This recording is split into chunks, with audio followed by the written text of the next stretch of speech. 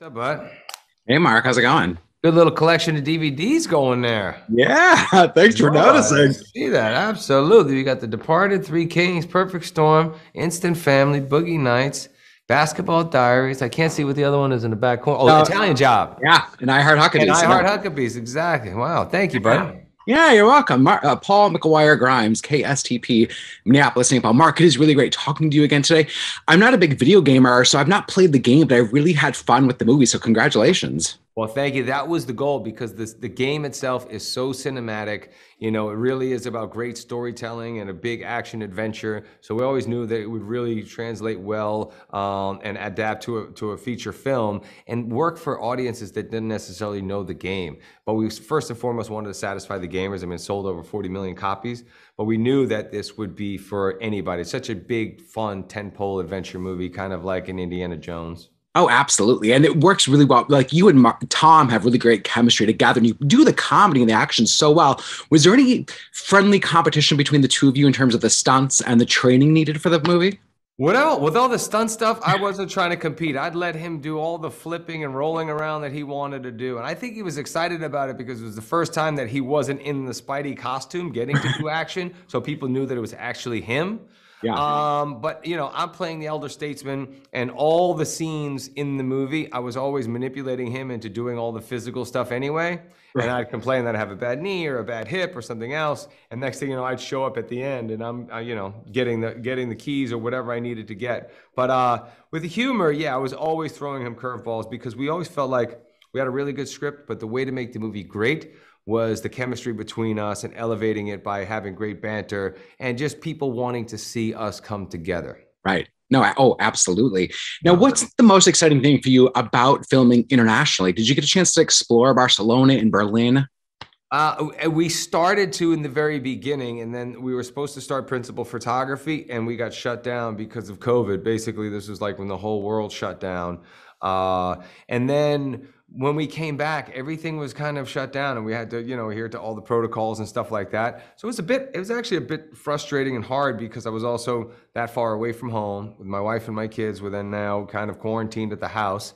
So it was a bit bittersweet, but we were still able to get the movie done, which was obviously a blessing to just be able to go to work because so many people were not able to work, and you know their business and many in their lives were affected and impacted in so many ways. So Now, speaking of family, you've got some very famous brothers, and this movie's about brotherhood. Which brother would you choose to go on try to find buried treasure, and why? hmm, it depends. If I wanted to just give him crap the whole time, I'd take Paul. Um, if we wanted to kind of continue to do lots of good in the world, I would take my brother Jim, who is you know running my foundation, and you know we do lots of philanthropic work together.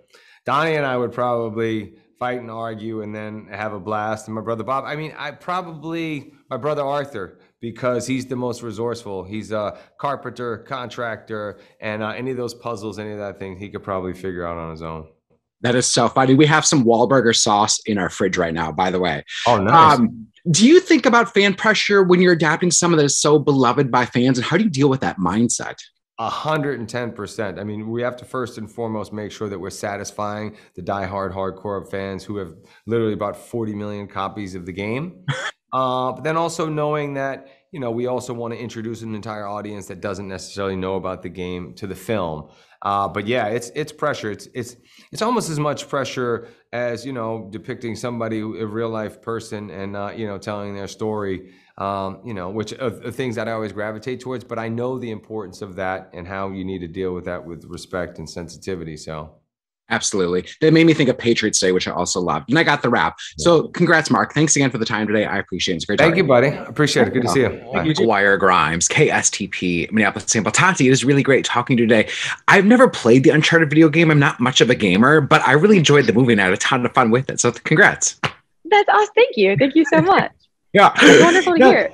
Yeah. Now, what do you think what was the most exciting thing for you about filming internationally? And did you get a chance to just explore the cities that you were in? Oh, absolutely. Like being in Berlin, Germany, like Berlin has now become one of my favorite cities in the world. I learned German in the 3 months that we were there, enough to by the time I was speaking conversationally quite easily, and wanted just to be immersed in as much culture as I could. I've always been fascinated with different cultures. And So when we got to Barcelona, that was a little bit more sad because the city had just shut down when we got there. But still got out, still wanted to see as much as I could. So yeah, I wanted to be a globetrotter like our characters. I love it. I've never been to Berlin, but I've been to Barcelona and it's gorgeous. So hopefully you can like go back sometime. And I'm impressed that you're like learning a whole language as quickly as you did, because I couldn't do that.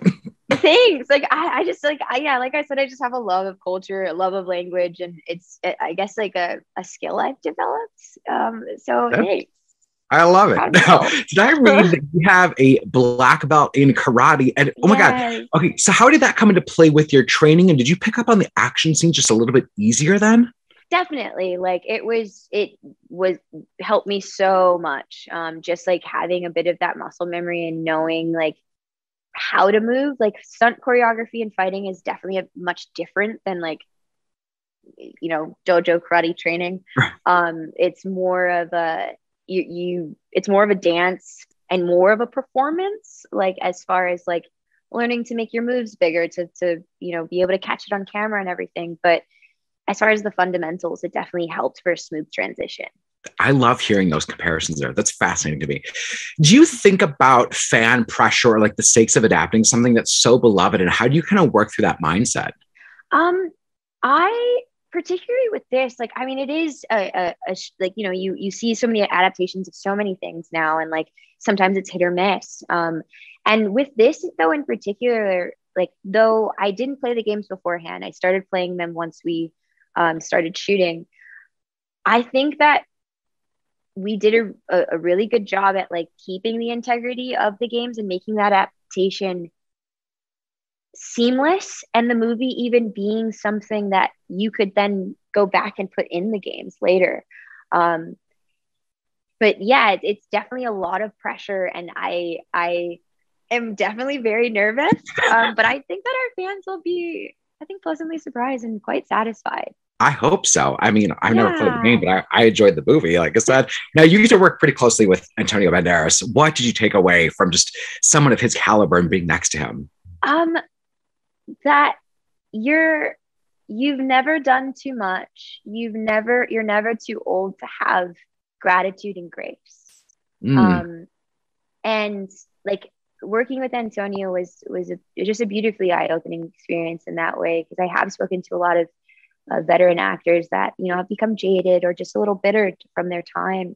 But Antonio just has this joy for life, and that is just so infectious, and that he's still curious and still wants to play, still wants to find new in the world. And yeah, that was, I think, a very big lesson for me to take on. I love that. And gratitude and grace. Talk about like good themes for 2022. I got the wrap. It was great talking to you today. So thanks, Tati. I really appreciate it. And good luck with the movie. Thank you so much, Paul. Yeah. Have a good rest of your day. But I had a lot of fun with the movie. So congratulations. Thank you. Yeah. Now, I love that you got to travel and like film this internationally. What excited you most about that? And did you get the chance to, see the sights, have some of the cuisine? Yeah. Most of Barcelona was shut down when we were there, so I didn't get to explore really on my own, but the places that we filmed were so stunning. I saw, a lot of the architecture and stuff. I'd never been there before. So even just like what I did get to see was so cool. I can't wait to go back again and really experience it, and have everything be open. Yeah. I've been to Barcelona and it's gorgeous, but I've never been to Berlin before. And I know you shot some of the movie in Berlin. Berlin was great. Yeah. Okay. I'm going to have to add it to the list. Now, when it came to the training and the action scenes, how did you adapt that? How did you go about it? Did it come easily? Do you have a newfound appreciation for the craft? Oh, 100%. Yeah. I mean, I always respected the stunt world and the stunt life. And like, I mean, anything that I had done before that was just like, there would be 1 or 2 days or something that would be dedicated to stunts. This was every day. So like I did have like a developed somewhat respect for them and what they do, because it seemed really difficult. But to see what they do on this movie really changed yeah, changed my idea a lot. You and Tom have some just fantastic, like just the action sequences alone are so fun and thrilling to watch. I know that like kids and families will get a big kick out of it. Do you think about the fan pressure when you take on something that has such a beloved claim to it? Like, how do you kind of get through that mindset? You know, obviously, like I hope that I can do the character justice and that, you know, the fans approve. But, you know, I can't guarantee anything. So like, yeah, I mean, I don't know. I don't know how I would prepare for it necessarily. Like I sort of know what my idea is going into it, but right. I can only hope for so much. Right. Then not get disappointed, right? Like, what would you now, without giving anything away, what would you want to see out of an Uncharted 2? Some more fighting. Yeah. Like combat. Right. Hand in hand, you know. I want to see a evil villain, like psychopathic, you know, really just scary guy. Right. Or girl. Right. Either or. I mean, Braddock is pretty scary. But. Pretty scary. I got the wrap. It was great talking to you, Sophia. I think the families and just anyone can really enjoy this movie, even if you haven't played the game. So congratulations.